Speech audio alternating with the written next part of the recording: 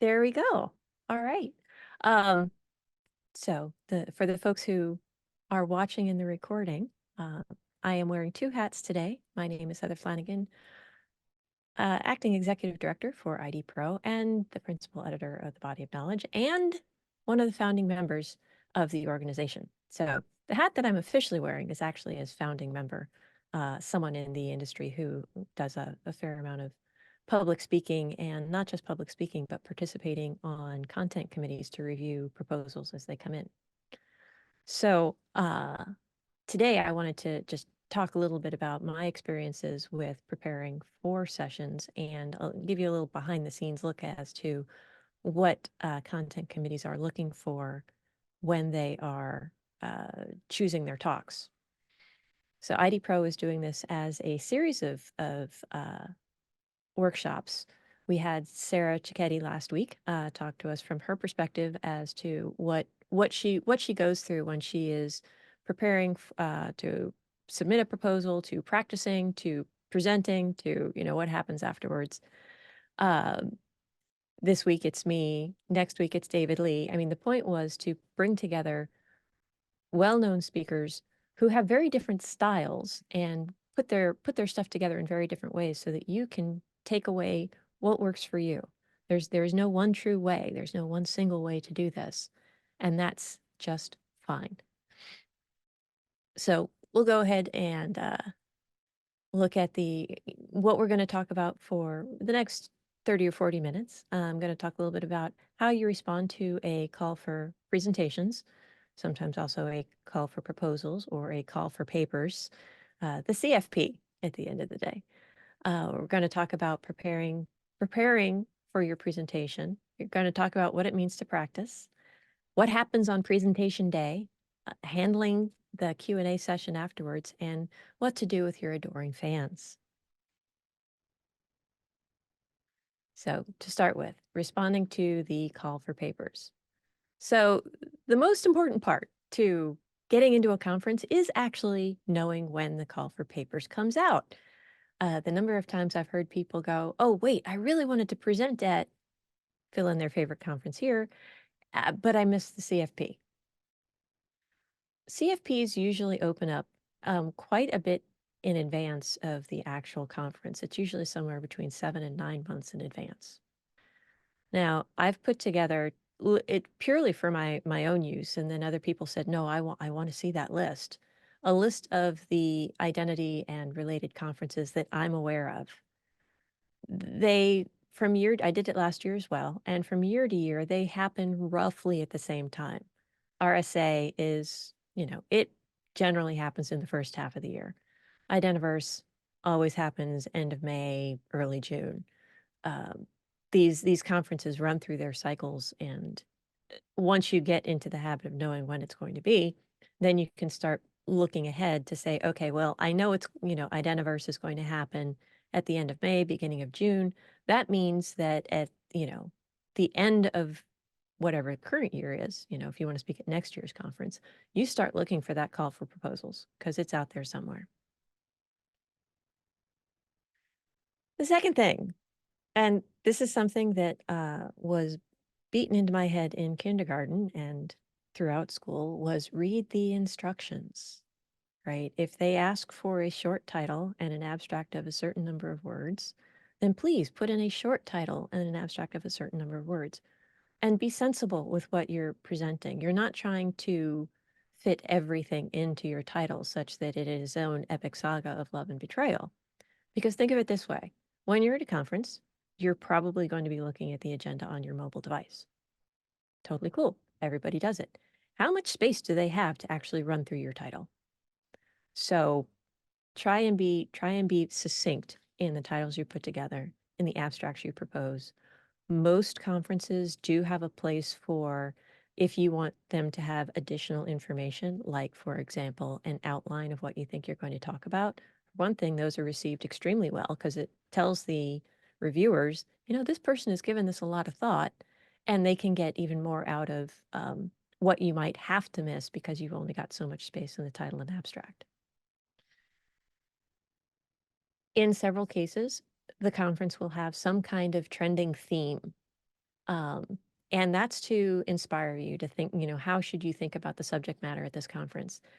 However, don't be restricted to the theme. And I see I have a typo to fix there.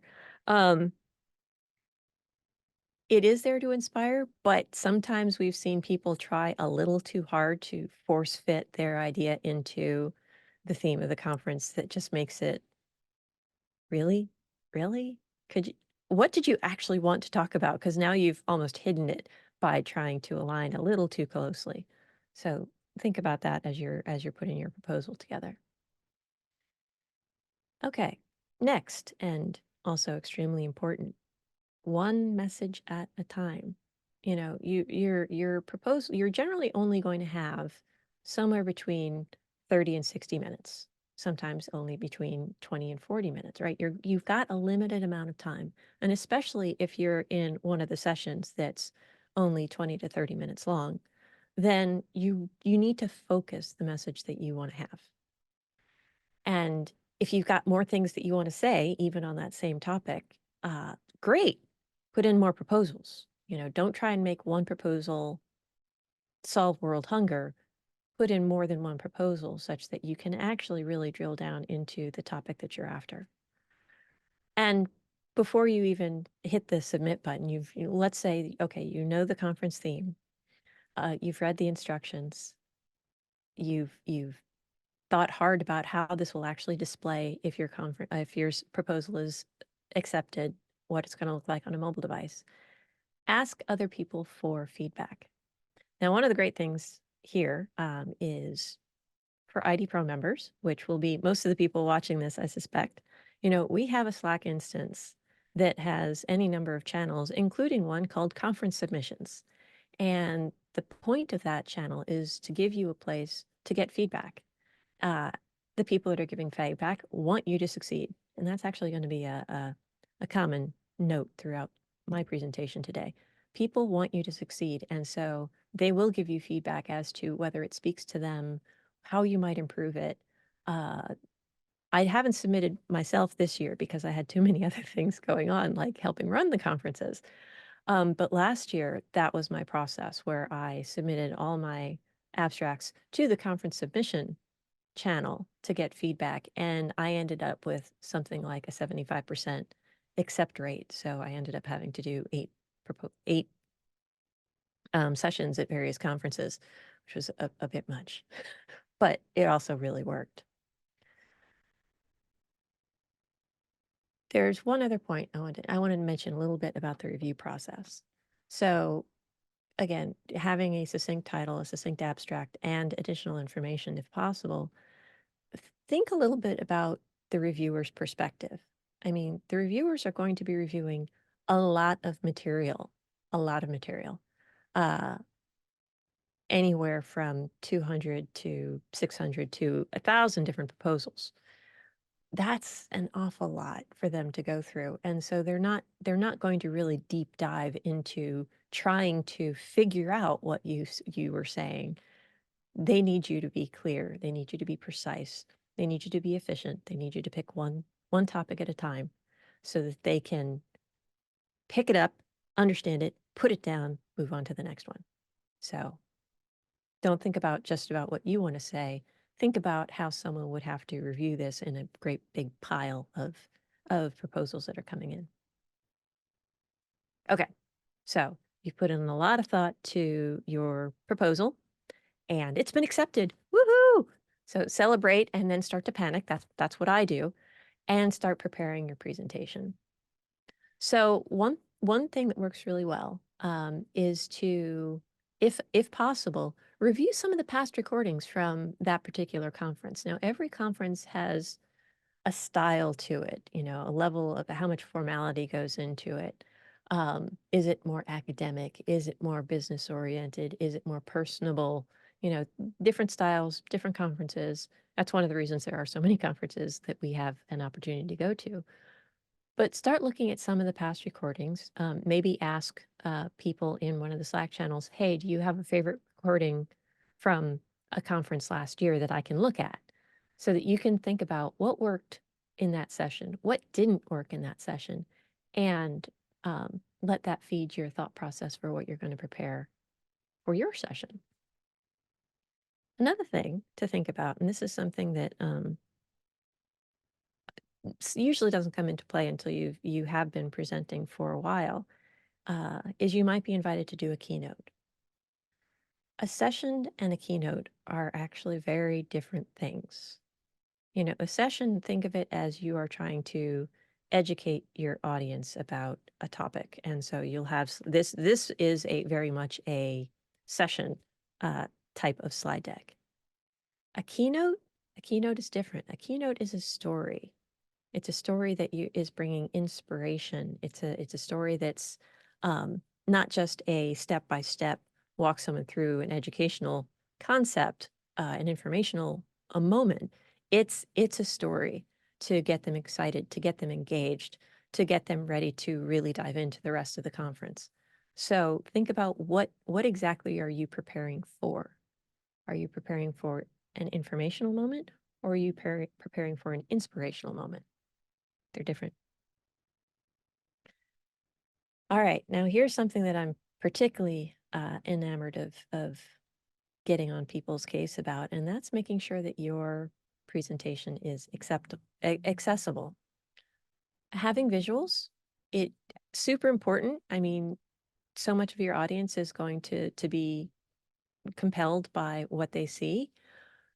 But, you know, for one thing, color is the very devil. Color is incredibly difficult to get correct because, especially in our industry, the number of people that are colorblind, it trends more towards men being colorblind than women, and our industry is male dominated. You know, the colors that you see might not be the colors that everybody else see, and if you put semantic meaning in those colors, or if you expect them to clearly differentiate one to another, you have to do a lot more homework than just what looks good for you. You need to start doing some research as to, well, what does this look like for people who have, you know, different visual abilities? You also need to think about, you know, the font size. You need to think about color contrast. You need to think about not making it so busy. These are just guiding principles for all the kinds of slides that you might put together. Um, Microsoft has a really great page on how to make your PowerPoint presentations accessible. And there's a link to it in the slides, and I'll share that separately. But you can also just Google that and find it. Now, what you may not be using PowerPoint, which is fine, but it still walks through really good practices that regardless of what software you're using to create your presentation, you're going to want to think about the things that it's going through to make sure that it is as accessible as possible. So, you know, you're putting together your slides, you know whether you're telling a session or a keynote, you know that you're making it so that more people in the audience can actually consume it. How do you order it? Well, you need to be informing a logical progression of information. So either a logical story, if you're doing a keynote, or a logical how are people going to learn this. You also need to remember that you're the one telling this story. You, not your slides, you. Because people can either read your slides or they can listen to you, but they really can't do both at the same time. So if you put all of that up on your slides, then you're not telling the story anymore because people can't hear what you're talking about because they're going to be consumed by the busy. So there are some people that therefore like do nothing with their slides except put one word on it. I think personally that's a little bit excessive because people are going to be looking at the recordings later and may find the information on the slide useful, but you need to balance, right? You need to balance the difference between knowing people are going to read and get lost in your slides with people might want to use these you know, as an archive later for information and keeping your audience engaged. So if it was easy, everybody would be doing this already, but it's not easy, which is why we're having these workshops. Okay, so you've got what you think is a good slide deck. You think it tells a logical story. You think it's very accessible. Awesome sauce. Now you need to start practicing it. No, that doesn't mean memorizing. Memorization, as if you are memorizing a script, that, you know, often, especially if you're new, is a really bad path to go down. Why? Because you'll very likely freeze. You'll very likely forget, or worse, you'll have put something in the notes and you'll start reading your notes, which never goes well in terms of how it's received. So you don't want to uh, actually memorize a specific script for your session. You're going to want to practice without the notes. Maybe write an outline first, by all means. Um, Maybe write this up enough times that you really become super familiar with it, but your practice needs to be without the notes. And it also needs to be with movement. Why? Because you're going to be on stage, and if you're on stage and just holding a podium with a death grip and not moving around, it's actually not as engaging to the audience. They want to see you relaxed. They want to see you presenting, emoting a little bit as my hands start waving around, uh, and practicing that so that your whole body now is learning your session is really helpful. Okay, so you've done that. My cat has learned so many things because he is often my first pass at practice. But then, practice more. Now get your network, get your people to be an early audience, and remember that critical supportive feedback is really the best thing. You want them to say, that, I love what you're talking about, but this presentation, I didn't find it compelling. Be so grateful for feedback like that, because better to get it early than to get it after you're done and you can't fix anything. So you want this to be uh, feedback early enough that you can make changes to your slides and practice some more with your movement, without notes, and be ready for when you get on stage. All right. But now you're going on stage. It's the time, it's the day. And the first thing, seriously, your audience wants you to succeed. You are now talking to 20, 50, 500 of your closest friends, because in that moment they are your closest friends, and they wouldn't be there if they didn't want to hear what you have to say. And there's going to be people in the audience that are so excited about this, they're going to be taking notes. Now, I don't know about you, but I participate in a lot of standards development meetings where they're always looking for someone who is participating in the meeting to take notes for the people who can't attend. And I really appreciate the folks that think of the note takers and therefore speak in a manner where I can, and I'm a fast typist, but by gosh, I need them to speak slowly enough that I can take notes. So as you're presenting, as you're talking to, 50, 500 of your closest friends, think about those friends that are taking notes and speak slowly enough that they can do that writing. Put pauses in, take a deep breath, and then continue on. And they will be frantically typing away and grateful to be able to catch up for a moment. Now, yes, they're going to be taking notes. Yes, they're going to be looking at the screen. And yes, they're going to be looking at you moving around. But you want to engage them further. You want them to really feel a part of the session. So engage your audience. A lot of different ways you can do this. You can ask them questions for, how many of you have experienced the following, just to get them to raise their hand. If you're feeling really tech savvy, include something, a poll. I've used a tool called Mentimeter, where I open up the poll and people can just start responding to that poll in real time, and we see it on the screen. And it's been informative and hilarious, and people felt very engaged and a part of the session. There's a lot of different ways to do it. Be creative in how you engage your audience. I wouldn't necessarily encourage people to stand up, because we're techies. We have laptops in our laps and we don't want to be moving all our stuff around. So maybe not that creative, but there's other things that you can do and something you can think about. All right. So, but what happens now you've done your presentation and you've got time for questions? The Q&A session will probably feel a little bit like a pop quiz. And it's something that many new presenters in particular often dread. It's like, oh no, what are they going to ask? What if they ask something I don't know the answer to? It's okay to say, hey, that was a really good question. I don't know the answer to that. And now I want to know. Let's take it offline and explore what the answer might be. But another thing you can do, and I swear this isn't cheating, before your session, you're going to promote it. You're going to say, hey, I really want you to go to my session, and start talking to people about what they might expect and encourage them to ask questions that will let you expand upon any given point in your talk. So maybe you can, say, uh, my talk is covering topic A. I really wanted to talk about a little bit about topic B, but it didn't fit in.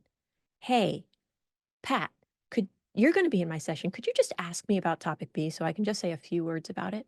It's a great opportunity to get more out there.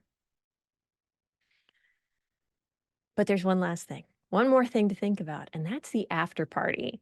That's you've finished the session, you've finished your Q&A, and now you've got just a couple things to do. One, ask for feedback. If your conference offers a survey that people can fill out, encourage them to fill out that survey because you want the information to improve. You'll take it as a great favor. And, the extroverts in the audience are almost certainly going to wait in line to talk to you after your session. Bless them. I love when they do that. But it's going to be a line, so you need to actually, for one thing, especially if there's another session coming in, take that line outside. And make sure that other people, don't let one person completely consume your time. Bring in those other people that are there to ask you questions so that you can grow your network and respond to more people.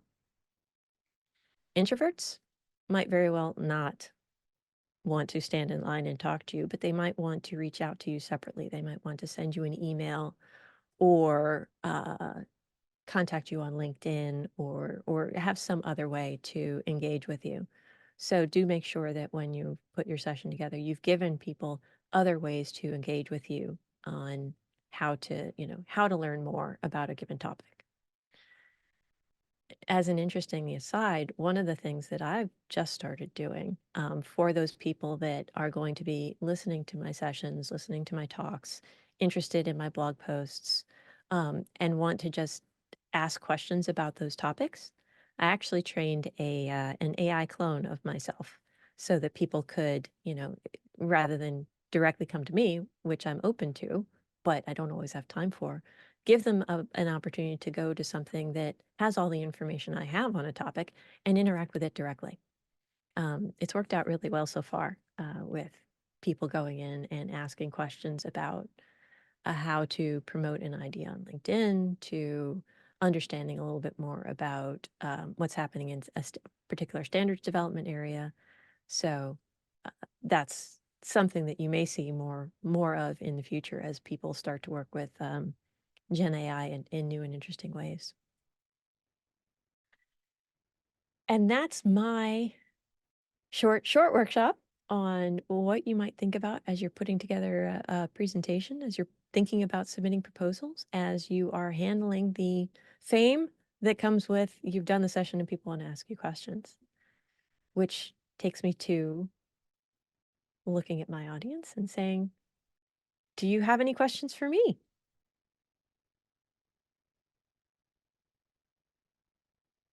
Yeah, so how do you feel about demos during presentations?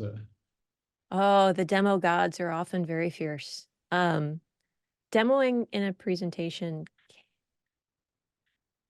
always have a backup plan. Always have a backup plan.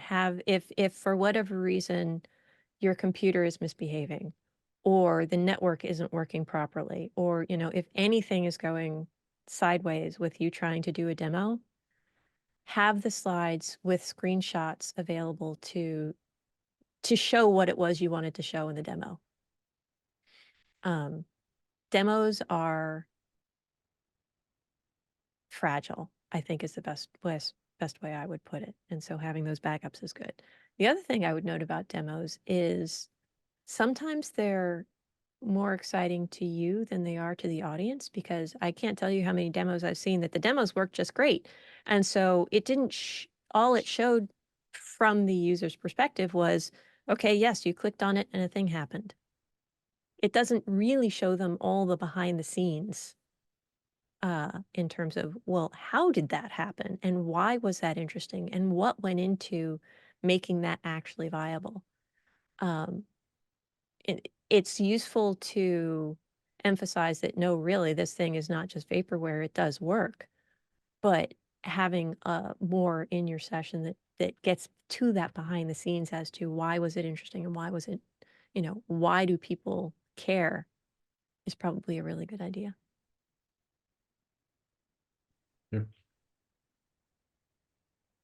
I was actually curious. I mean, you didn't touch on it in your slides, but I asked this last week of Sarah. When she mentioned, practicing, but then sort of when you're headed off to the conference, right? No more practicing, and each speaker probably has a different perspective on it. But I guess I was just curious, Heather, like, what's your take on, like, are you practicing up until you go on the stage, or like when do you kind of cut that off, right? Or is it depend on your topic and how familiar you feel with your deck and everything? So are you asking ideally, or are you asking what do I actually do? But I'll ask both. All right. Ideally, I have gone through this enough that I'm feeling really confident about the topic.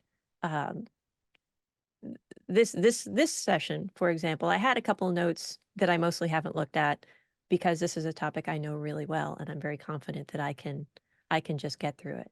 There are others where I'm going into maybe a lot more technical detail where I'm I'm utterly terrified that there's no way that I will actually remember all the technical detail that I wanted to get through in any given slide. And so I'll often have notes, like speaker notes in there. Um, my observation of looking back at my own recordings is that whenever I drop to using those speaker notes, Mhm. the talk suffers. It doesn't come across nearly as um, real, I guess I would say, as authentic. Because if people wanted to, hear me reading a story, they could like buy an audiobook. They want more than that, right? Yep. So this is an area where I still need to improve, I think, in being able to do presentations without any need for those speaker notes. But I'm not there yet. Yep. Thank Any you. other questions?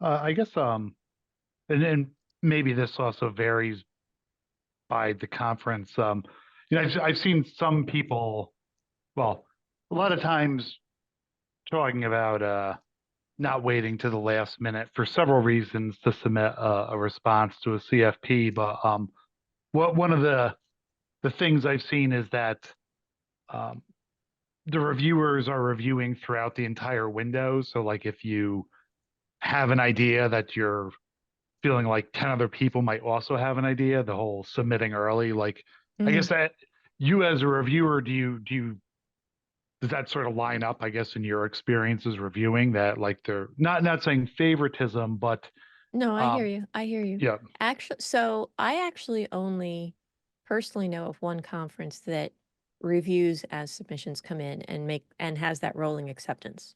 yeah, All the other conferences I've worked with don't do that. They wait until everything comes in so that they know how many are in, like, which track, because they're usually yeah. track based. And then they present it all in a pile in one fell swoop. Okay. Unfortunately, as soon as the call for papers or calls for presentations closes, that's when people are like, okay, have you decided yet? What about now? Have you done it Yeah. now? And the reviewers often have only 2, maybe 3 weeks to get through hundreds of proposals, and they're always volunteers, right? And this is not their day job. So it's a very, from the reviewer's perspective, it's a very aggressive timeline to get through everything that comes in. Yeah. Cool. Thank you. All right. Well, I think that covers everything I've got for today. Appreciate you all coming. Appreciate everybody that's watching the recording. And if you have feedback for me, please let me know.